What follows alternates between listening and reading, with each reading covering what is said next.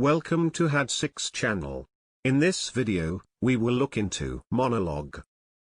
6 nouns with similar meanings will be reviewed in example sentences. Let's get started. Number 1. Lecture.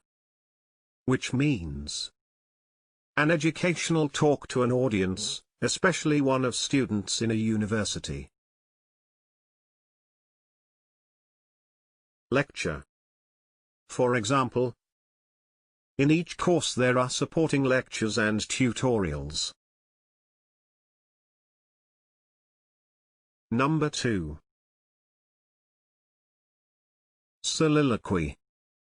Which means an act of speaking one's thoughts aloud when by oneself or regardless of any hearers, especially by a character in a play. Soliloquy. For example, Edmund ends the scene as he had begun it, with a soliloquy. Number 3. Sermon. Which means a long or tedious piece of admonition or reproof. Sermon. For example, he realized that if he said any more he would have to listen to another lengthy sermon. Number 4. Oration. Which means a formal speech, especially one given on a ceremonial occasion. Oration. For example, Pericles' famous funeral oration. Number 5. Address. Which means a formal speech delivered to an audience.